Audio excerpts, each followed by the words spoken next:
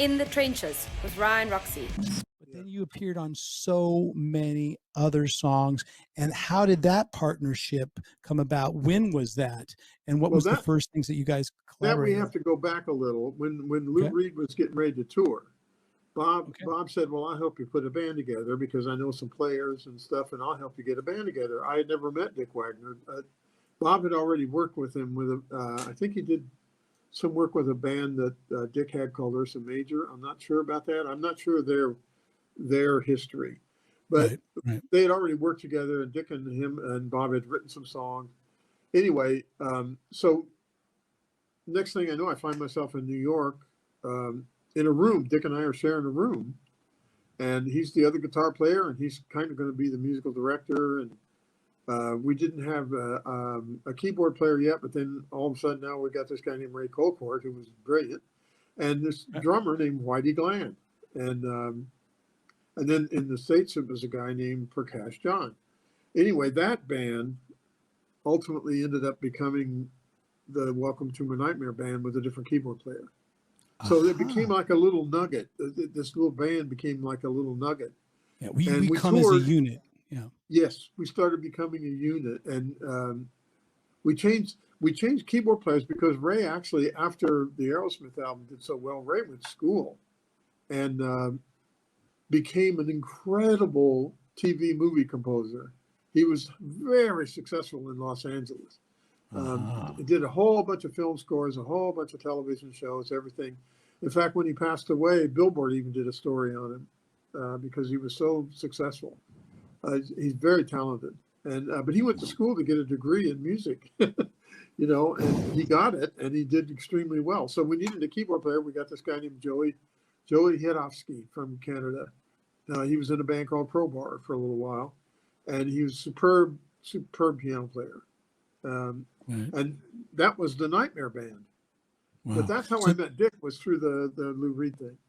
And that unit, and especially the duo, the guitar duos, because I've always talked about Alice having some of the best guitar duos in the history of, I don't know how he does it with different lineups and stuff, but he's had such great ones. And, the original, I call them the original OGs, Michael, Bruce, and Glen Buxton. Those guys, I mean, they had a vibe of playing that just, it was instant. It's instant band, that's what happened. I love Glen Buxton's playing, and it used to frustrate me when we did the Nightmare tour, and we did this little part of the show where we did the old songs, and it used to frustrate me because I knew I wasn't playing Glen's parts the same way Glen played them, because the way he played them was the coolest way, and it was only the way Glen could play. But it doesn't. The whole thing was how he played that stuff to me. And I get so frustrated trying to get my fingers to do that, which just wouldn't do it. It always kept coming out like me.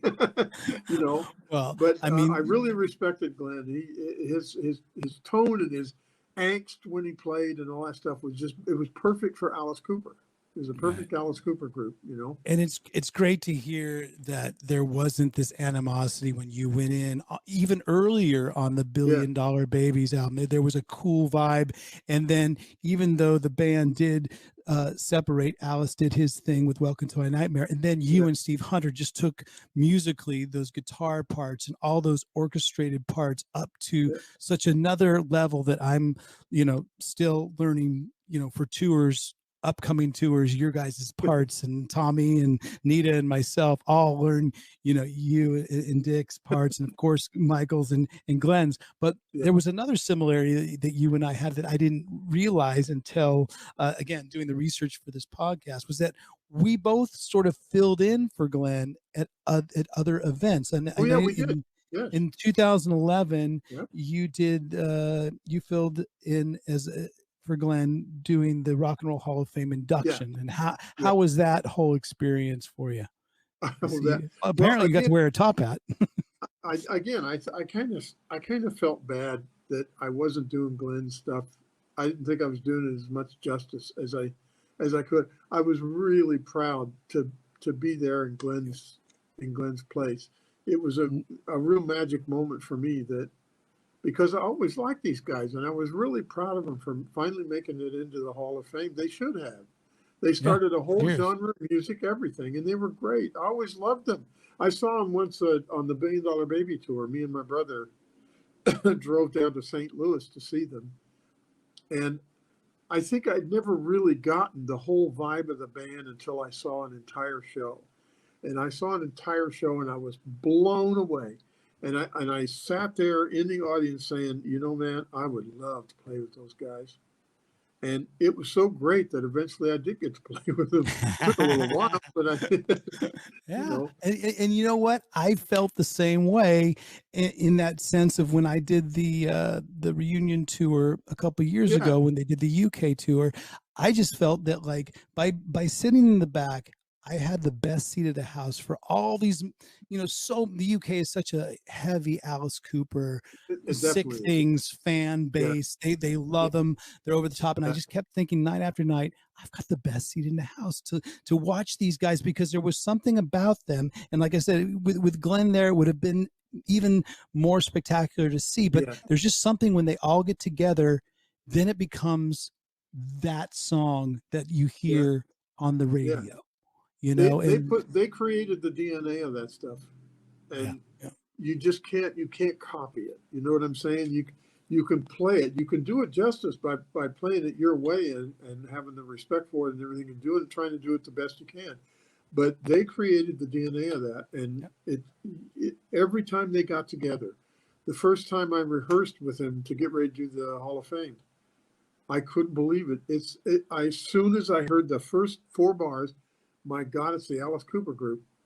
Because it's almost as if Alice he started singing a bit different. For one, his vocals slid in differently to with whether it's Dennis's bass playing, or it was Michael Bruce's playing, or you know, if it was Neal doing his thing. They all kind of, I said it was like, you know, it was kind of like in a very loving way, herding cats, herding little kittens, you know, that are constantly going here and there and jumping over each other, but you're getting them back together, and it's beautiful because they're all creating this cool vibe.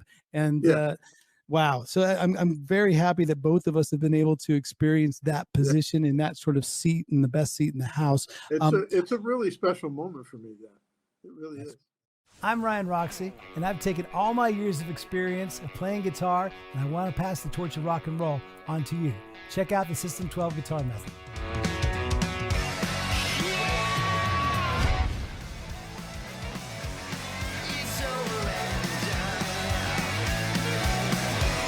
It's over.